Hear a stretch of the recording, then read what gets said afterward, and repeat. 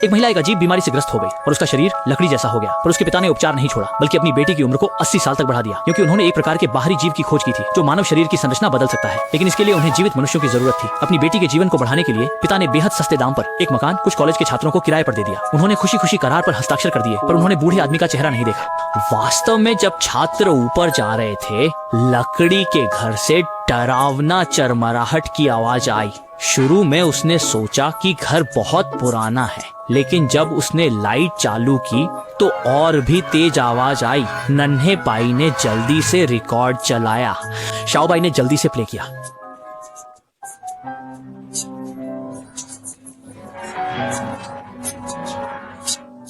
भीतर से एक बूढ़ा व्यक्ति बाहर आया। असल में वह न केवल डील का शिक्षक था, बल्कि 2000 से अधिक साल की उम्र वाला एक एलियन भी था। हालांकि जब सामान को लकड़ी के घर के बाहर लाया गया तो डील ने डॉक्टर को अंदर जाने नहीं दिया।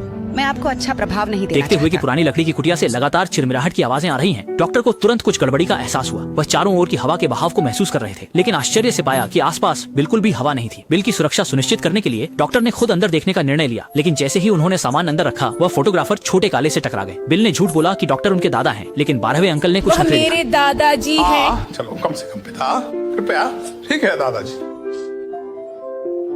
बिल कुछ इज्जत बचाना चाहता था, इसलिए उसने डॉक्टर को जल्दी से जाने के लिए कहा। 12वें अंकल ने अजीब नजर से देखकर बाहर निकलने का फैसला किया, लेकिन शीलन ने बिल को नासमझ कहा, क्योंकि वह भी अपने दादा के साथ दीवार से ईंट चुराने गया था। इसलिए परिवार सबसे अपरिहार्य चीज है। हालांकि बिल पर इसका कोई असर नहीं पड़ा और वह सामान उठाकर ऊपर जाने लगा। इस समय दूर से रिकॉर्ड की आवाज गूंजने लगी। उसे यह नहीं पता था कि रिकॉर्ड चलाने वाला शियाओबाई पहले ही दीवार में खींच चुका था। जल्दी ही बिल को अपना कमरा मिल गया, लेकिन जब उसने खिड़की खोली तो सामने एक भयानक टावर था। उसने उत्सुकतावश पूछा कि क्या शाओहू वहाँ गया है। सच में मुझे अंदर जाने का कोई तरीका नहीं मिल रहा। 没人能想到他楼里坐的正是木头，人眼看比尔将失去母亲的照片轻轻地挂在。भारी चिरमराहट की आवाज आ रही थी। जैसे जैसे आवाज बढ़ने लगी, बिल अचानक घबरा गया, लेकिन ये सोचकर कि वह एक बेहतर घर किराए पर लेने में सक्षम नहीं है, वह खुद को दिलासा देने लगा कि शायद ये घर पुराना है। नए घर में प्रवेश के उपलक्ष्य में उन्होंने आयोजन किया। हालांकि डरावना यह था कि फर्श अचानक से हिलने लगा और फिर कमरे से अजीब आवाजें आने लगी। सभी लोग देखने की हिम्मत नहीं कर पाए। केवल बिल ने साहस जुटाकर घर के अंदर जाने की पहल की, और जब हड़कंप चरम पर पहुंच गया तो बिल ने अचानक दरवाजा खोल दिया और यह देखकर हैरान रह गया कि अंदर का व्यक्ति वास्तव में डॉक्टर बहुत सारे मैंने सोचा कि तुम जान सकते हो, मुझे भी। क्या ये कोई है?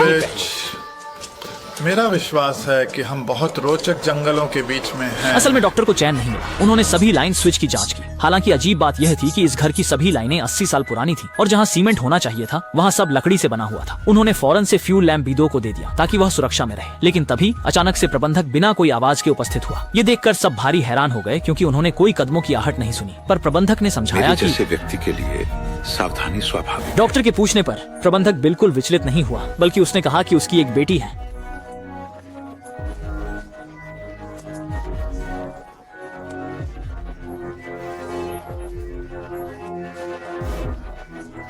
टावर को विशेष रूप से हमारी शर्तों से बाहर रखा गया है। धन्यवाद। सीढ़ियां नहीं, समझ गया।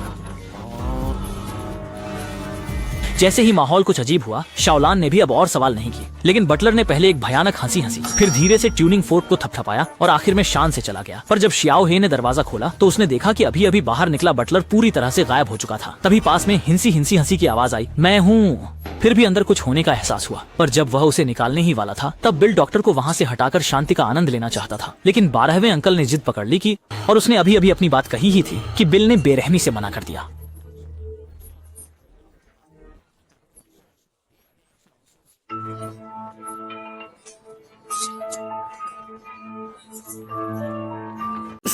माफ करना, तुम मेरी पसंद नहीं हो। मैं आमतौर पे लड़कियों को ही चुनता हूँ। ओह अच्छा।